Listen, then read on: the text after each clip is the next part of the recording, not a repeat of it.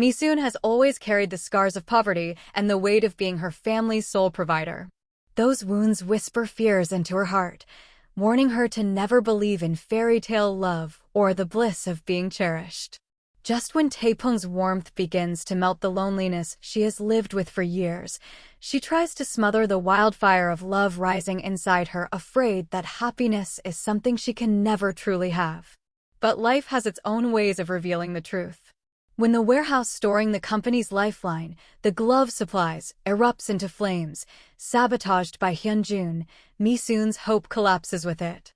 Trapped in the blaze, she stares at the end of everything. And then Tae-poong runs into the fire for her.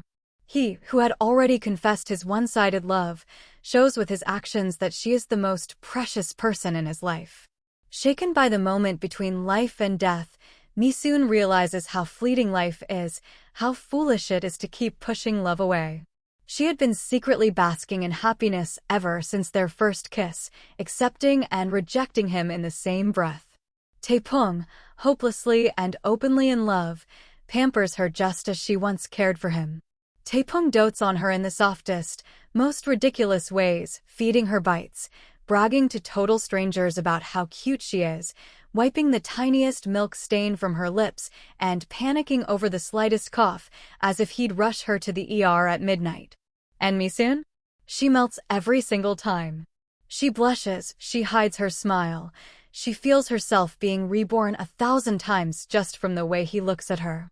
She still hasn't opened her heart fully, still keeps her walls up, yet somehow she already loves him more than anything she's ever protected.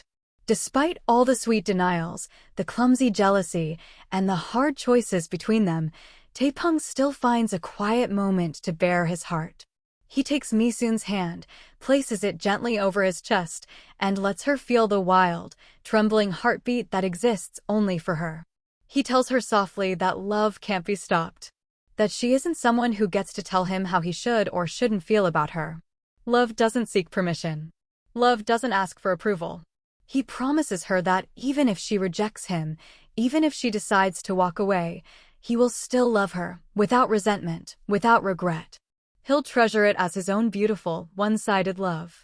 And then, with a sincerity that makes her breath hitch, he says she is his first love, and always will be. She may choose distance, but she cannot ask him to stop loving her.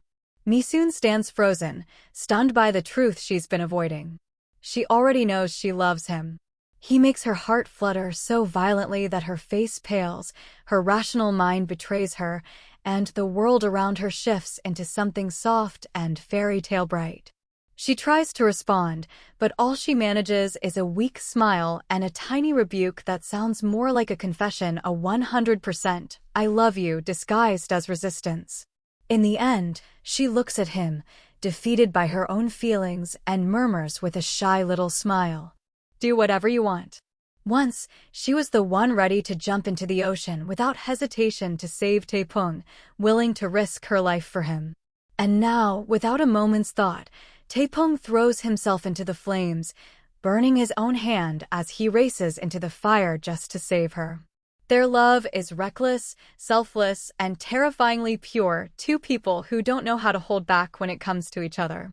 He can't hide it, not when he nudges Song-joon for calling them just friends, not when he boldly declares they had sandwiches together, because he loves her. Mi-soon scrambles to cover for him at work, but Tae-poong's heart can't be restrained. Even when she coldly pushes him away, he still worries, feeding her dumplings, respecting her request to keep things quiet, and making her feel his heartbeat until she blushes like a girl in love for the first time. Tae-poong turns her world sweet, warm, and alive.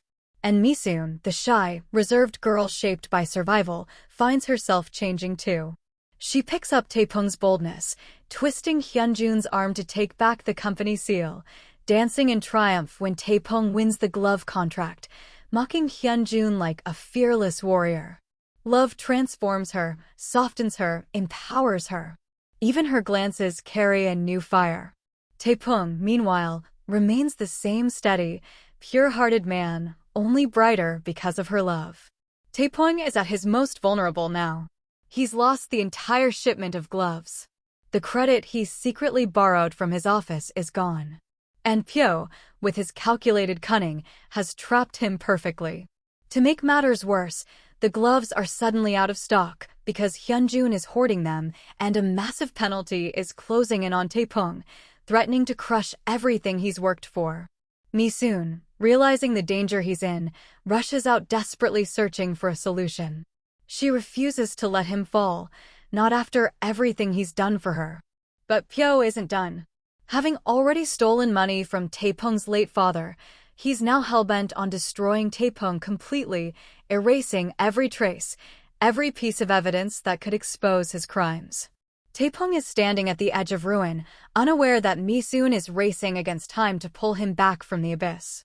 He becomes more confident, more hopeful, strategizing fiercely to win the glove bid, standing up to Chairman Pyo even when Pyo traps him in debt and burns his glove consignment to crush him. Tae-poong begins to sense that Mrs. Cha is hiding dangerous secrets, especially as Hyunjun blackmails her to uncover Tae-poong's ledgers. And when Tae-poong collapses under the weight of betrayal, corruption, and danger, Mi-soon finally steps forward. She cups his face with trembling hands, tells him she was always his, that she loves him deeply, fearlessly. She comforts him when he apologizes for leaving her alone in the burning warehouse, showing him he no longer has to fight alone. With enemies closing in and Tae-poong's life hanging in the balance, Mi-soon rises not just as his strength, but as his love, his shield, and his home. It's her turn now. Her turn to fight for him. Her turn to love him just as fiercely as he has always loved her. Meanwhile, Mi-soon's younger sister Miho, who always pretends to be tough, is actually the softest, most innocent soul. When Namamo's mother tries to break them apart, Miho can't bring herself to speak up. Not because she's ashamed, but because her heart is too kind to argue, too gentle to defend herself harshly. Namamo steps forward to protect her, yet the moment leaves a quiet rift between them. Miho, who looks fierce on the outside, is actually fragile, vulnerable, and painfully pure. Her only sin is being poor, growing up with no parents, carrying a loneliness she never chose. But now, for the first time in her life, she has someone who treats her like family, Tae-poong's mother. A real mother figure. A safe place. A warmth she had never known. And Miho, that brave girl wrapped in a tough shell, finally feels what it's like not to be alone. Thank you for sticking through the long version of the video. I'd love to hear your thoughts, so feel free to share any feedback.